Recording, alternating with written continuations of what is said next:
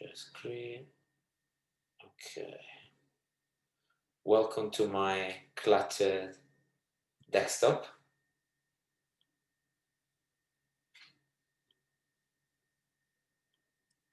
Okay.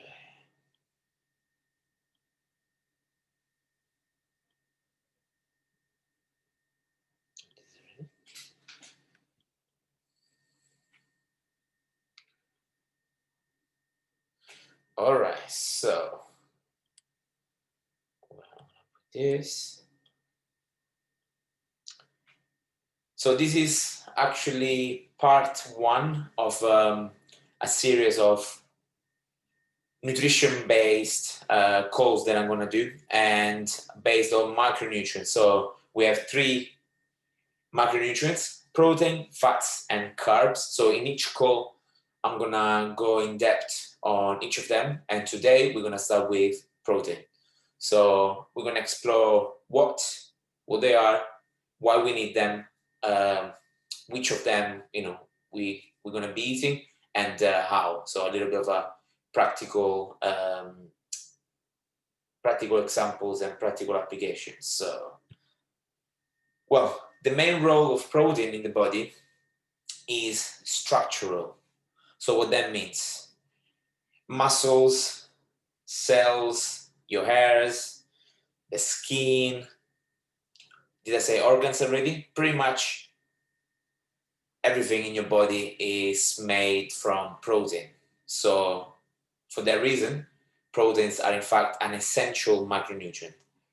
We basically cannot live without protein. All right. For that reason, the presence of protein is important in our diets, and especially if we are active, and especially if we are trying to maximize muscle growth. So, well, yeah, as I said, proteins are also essential to build muscles. In fact, adequate protein intake can stimulate muscle growth. Just a little bracket. So, muscle growth and also protein synthesis, which basically means the creation of new protein in the body. It can be stimulated in two ways. One, through adequate protein intake, and especially the presence of one specific amino acid, which is the leucine, can actually stimulate muscle growth. So it's basically when you eat enough of these essential amino acid, which is present in protein, it basically sends a signal to your body to produce protein to increase muscle growth if that's going to be needed. Of course, training, lifting weights specifically can also and will also stimulate muscle growth. So basically, we've got these two different stimulus that we need in order for us to create new muscle tissue. Just remember that, growing muscle is not one of the first concerns of our body, okay? First concern of our body is survival. So just running, day-to-day kind of maintenance, renewing cells in our organs, make the heart beat, make us breathing, keep us alive, basically see what our body is concentrated on. So we need these little tricks to basically stimulate the body to create new muscles. So that's what we do with training, and also with nutritional strategies for building muscle. So another thing to consider about protein is that gram for gram, protein is the most satiating, so the most filling macronutrient. So this is very important to consider. And obviously we have two different scenarios. If we are trying to maximize fat loss and obviously we're going to be in a calorie deficit diet. Eating a high protein diet will mean that we're going to be feeling full for longer, and we won't need an enormous amount of food. So therefore, if we're eating 2,000 calories of food, if we are going to eat only carbs and fats, we might still feel hungry, while if we're eating the same amount of calories of protein, we will feel more satisfied, more full. Okay, so when we eat a low calorie diet, obviously eating a high protein diet will help with feeling full. And on the other side, we also need to consider that if our goal is to maximize muscle growth and we are trying to basically build as much muscle as possible, gain as much weight as possible, also we need to consider that protein is going to be very satiating. Therefore, if we are trying to eat a bigger volume of food and we concentrate on protein, then that can make a little bit hard to eat a full meal. So once we know that gram for gram protein is the most filling macronutrient, then depending on our goal, we can play with it. And for example, if we are trying to maximize fat loss, then I will probably get the protein a little bit higher and perhaps decrease fats and carbs to a minimum. While on the other side, if I'm trying to gain as much muscle as possible, as much weight as possible, then we can actually drop the protein intake to, let's say, like a minimum for muscle growth, and we can eat a little bit more carbs and a little bit more fats. So depending if you are in a calorie deficit or in a calorie surplus, then we can change a little bit the ratio of protein compared to the other macronutrient, knowing that protein is going to be feeling, making us feeling fuller. So, well, okay, we talk about protein, it's a macronutrient, we need it. All right, where do I find it? Very simple. We got animal sources and plant-based sources. So animal sources are like meat, fish, eggs, dairy, and of course, whey protein. But to be honest, not just whey protein. Nowadays, we got eggs protein, beef protein, which I'm a very big fan of. So basically, protein powders, of course, are a protein source. And then we have plant-based. So stuff like soy, tofu, beans, lentils, chickpeas, quinoa, and of course, vegan protein powders, which normally are made from pea protein, hemp protein, and other stuff, soy, of course.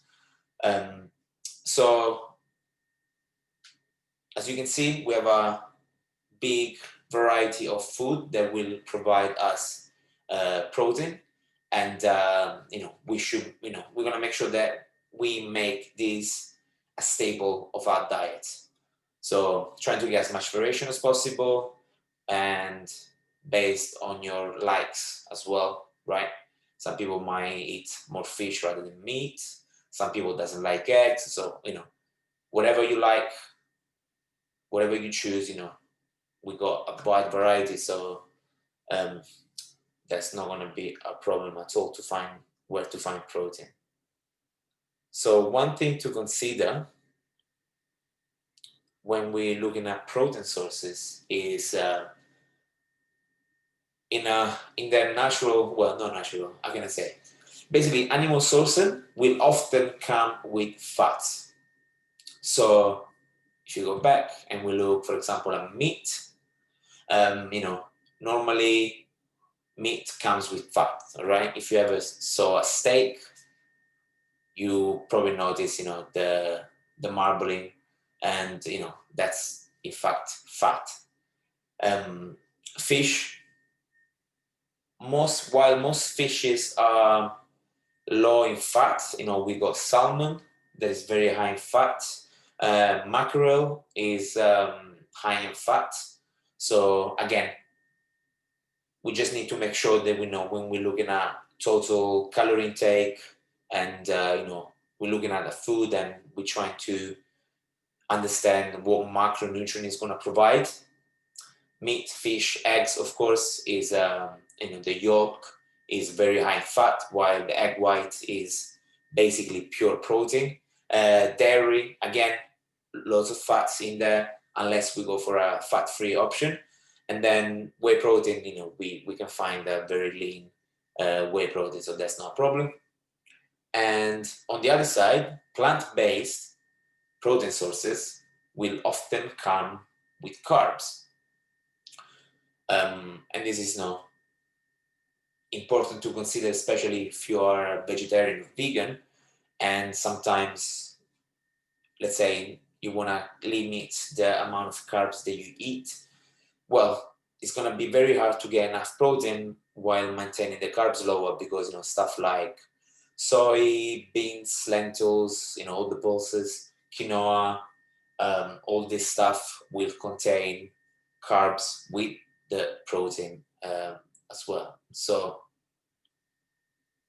before we get into that, one thing to consider here is whenever I look at foods to implement in my nutrition, and that's something that I recommend to my clients as well, is try to look at the purest form available of the food. Like, for example, if I'm trying to eat meat to get the protein, well, I'm gonna go for lean cuts. So that's one of the reasons why the chicken breast or tuna, stuff like that, is like a typical like bodybuilding kind of food.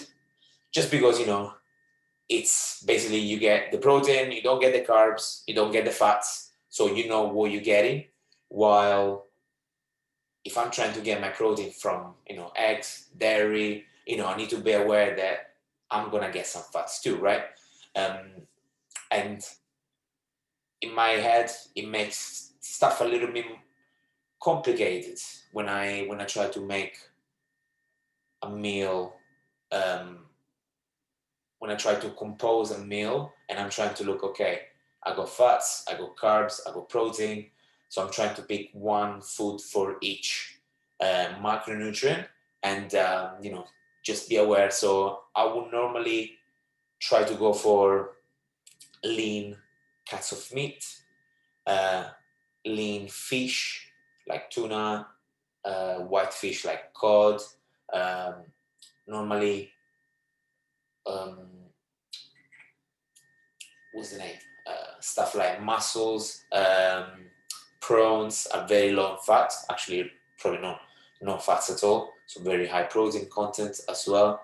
And again, fat-free dairy. So like a fat-free Greek yogurt, for example, is a very good source of protein. Egg whites, and so forth. So I'm trying to get the purest form of protein, just because it's easier to track, right? If I'm trying to get my protein intake higher and I get into the lean cuts, I know what I'm getting. While if I'm getting eggs and dairy, I'm gonna get loads of calories with it as well, which is not bad per se. I just need to be aware of it. So, how much protein do you need? While if you Google how much protein do I need, you probably find you need 0.8 grams per kilo of body weight. That's like a standard World Health Organization recommendation, and it's basically just for you to survive. Because as we said, protein is an essential macronutrient. We will live a very poor health life without protein, and probably die slowly, but we will die without protein. So when we're looking at actually what's optimal for body composition and muscle gain, we are looking at a range of 2 and 2.8 grams per kilo of lean body mass. So that's my favorite way of calculating that. Some people calculate based on body weight, but I like to use lean body mass, which is basically your body weight minus your body fat mass in kilo. So we'll get into some examples now. And again, the range between 2 and 2.8 is for you and for me as a coach to play with, depending on, okay, are we in a cutting phase, so we're trying to lose as much fat as possible, therefore I want to perhaps increase the protein intake so you feel fuller longer, you don't feel hungry all the time, or are we in a gaining massing phase, therefore I want you to eat as many calories as possible, and I don't want you to feel full after 2 meals. Therefore, I might get the protein intake a little bit lower and increase fats and carbs. So yeah, we got between 2 and 2.8 grams per kilo of lean body mass to play with. And I think, there we go. We got an example here. Put this here. So this is Matteo. He weighs 80 kilo. He has a 15% body fat. Therefore, it's 68 kilo of lean body mass. And I'm going for a 2.4 grams per kilo of lean body mass, which is a kind of average. I've got 160 grams of protein per day. Now, if I was to eat 5 meals a day, there would be 30 grams of protein per meal. If I was to eat 4 meals a day, there would be 40 grams per meal. So this is basically what I do. I calculate the lean body mass. I decide what side of the spectrum I want to go, if I want to go the lower end and the higher end. And then based on the total amount of grams per day, I decide how many meals, I decide, between me and the client preference, how many meals a day. And then, we calculate how many grams of protein per meal. Let me see, what's the next? There you go. So, practical application, linking back to what we just saw in the previous screen. I like to divide the amount of total protein needed for the daily meals. Reason is, I like to eat protein every meal. And there is a reason behind this. So, protein is, between the macronutrients, is the hardest in a way to digest. Because basically, when we eat protein, our body needs to break it down into amino acids, which then can be utilized in the body. So it's probably it's the macronutrient that needs the most digestion, right? Because we need to break down this protein into amino acids. So if I was going to have 5 meals a day, and let's say, we go back to Matteo, 160 grams of protein, and I decide not to eat protein for breakfast, so I'll have my milk with cereals, so no proteins there. Then let's say I go to Pret, I will eat a sandwich that has 15 grams of protein, so we probably have 20 grams of protein so far, and I had 2 meals already. Then what would the Matteo eat? I will have a cookie with my latte at 4 p.m. So I have 3 meals so far, probably 25 grams of protein. Basically, I end up at 6 or 7 p.m. and I have to eat 140 grams of protein. Now, knowing that protein is the hardest macronutrient to digest, do I really want to eat all this protein in one sitting? Well, no. So we want to try to maximize the digestion of the protein that we eat. Therefore, we try to break down the amount of protein for each meal. So basically, we get this between 30 and 40 grams of protein per meal.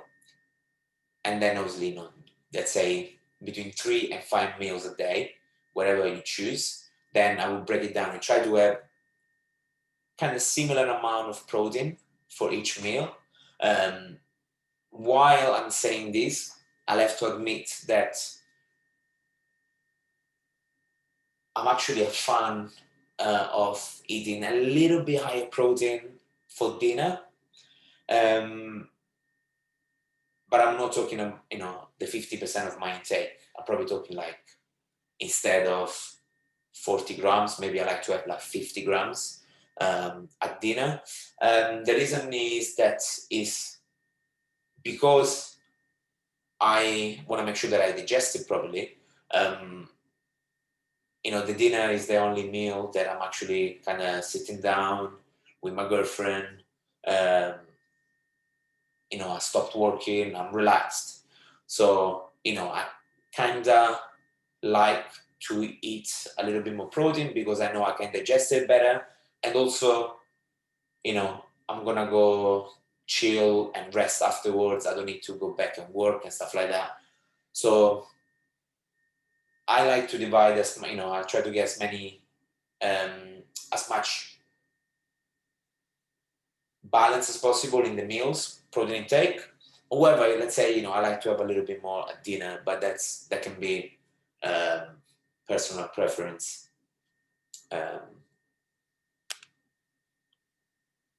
That's it. So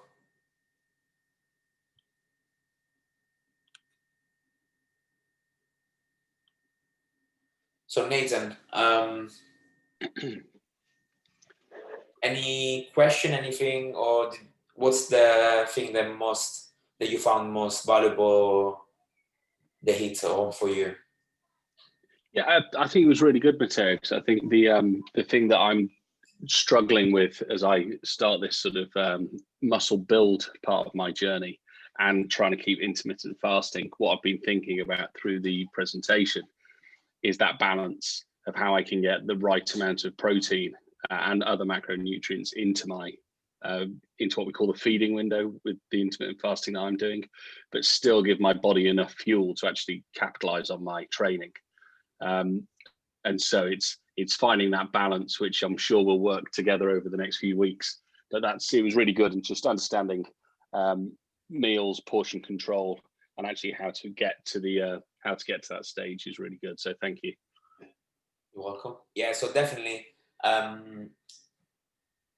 that's one thing that whenever I was talking about like intermittent fasting before, one of the things that I always say, okay, these are the benefits, this is how you do it. One thing to watch out is, it might be difficult to get all your calories and micronutrients, if the feeding window is very short, which I didn't mind it at time because like, I was cool not eating for 16 hours, even 18, 20 hours. But in my head, I'm like, and I used to be not much anymore, but I was like, oh, when I eat, I want to eat. Like, yeah, exactly. Like, don't give me a portion, a small portion, and I have to eat 6 times a day. I'd rather go to 3 meals, but huge, right? Yeah. So that that depends on what you like, really. But yeah, one thing about fasting is, just taking consideration that, just be smart on how to place it. Perhaps we can use proteins, maybe one protein shake a day to give a little boost with protein intake, placed strategically. And just make sure, one thing that whenever I kind of, work on educating the clients about nutrition is, meal or snack, call it whatever you want. Whenever you open your mouth to eat food, Yeah. I want to see protein there. Like, Yeah. it's not a meal or it's not a snack if there is no protein. Yeah. Makes Like, sense. if when a client comes to me and says, oh, what did you have for breakfast? I had a porridge. Porridge and because if there is no protein there, for me it's not meal. It's so and for me, of course, now it's very it's I've been this way for a long, so sometimes I take it for granted. But for example, typical meal for lunch back home in Italy, pasta. Yeah, Pasta of with course. tomato sauce and maybe Yeah. a little bit of parmesan, which will provide basically no protein at all. So that nowadays that won't be described as a meal for me. Yeah. Just to get understand that kind of approach. I think it's valuable for sure, and Yeah. it's gonna get your protein Perfect. intake up. So yeah, especially when the goal is to maximize muscle growth. Protein intake is fundamental. Yeah, that's it. And I think given you've seen my diet's been typically what I'd call an Asian diet rather than a Mediterranean diet. And again, it's quite difficult to, it can be quite low carb depending on what kind of noodles you use and what have you. But actually, this style of food that I like lends itself quite nicely to a high protein because you can have lots of fish, lots of meats. It dictates that, and then you've got lots of greens as well for your vitamins and ions. So it's I just think, but actually having now tracked my diet and seeing what I thought was a good intermittent fasting diet, which it really was, just wouldn't do anything for my protein intake. My protein was sometimes sort of 80 grams a day rather than the 160 that you're recommending. And so though I felt good, it's not going to help me with my achieve what I want to in terms of training. So it's been great. Thank you. So regarding on that, I think, okay, obviously we can't go back in time, but let's say, because what made, what the first thing for fat loss, for weight loss, let's say, is a calorie deficit.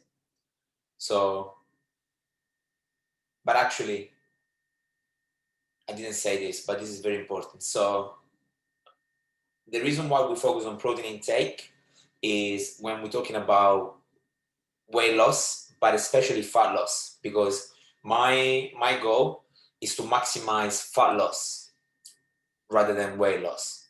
So what happened? If I am in a calorie deficit, so let's say I'm eating 2,000 calories to lose weight, right? If I'm eating my 2,000 calories, but I'm keeping the protein intake high, I have a much better chance to lose as much fat as possible while retaining muscle.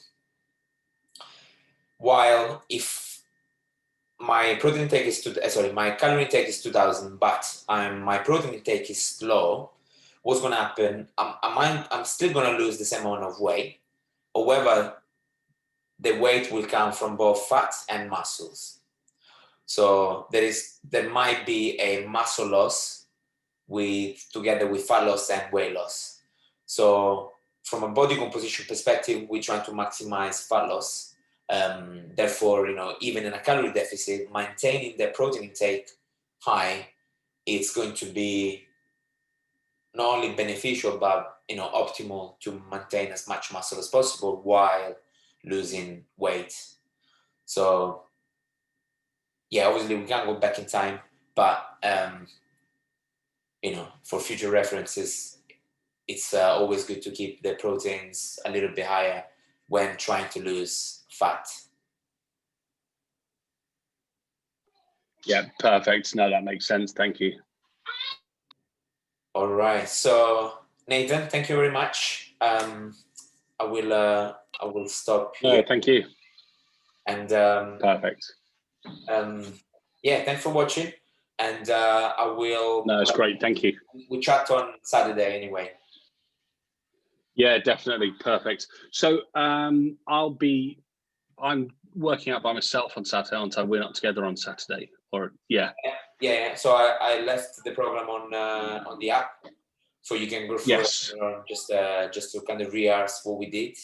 And Yeah, there's perfect. a couple of extra things that I put there. Perfect. So just play with it. Yeah, amazing. Next week we do together. No, that's great. Yeah, no, fantastic.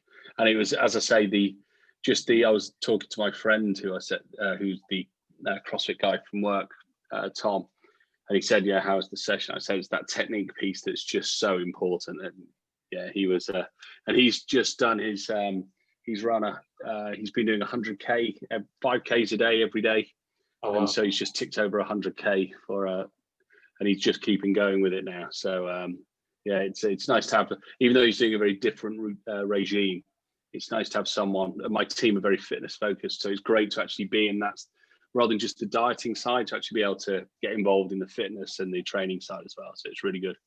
Fantastic. Yeah, exactly. Right. Well, look, my little boy's just come back. I've got to put him in the bath. So I'll see you.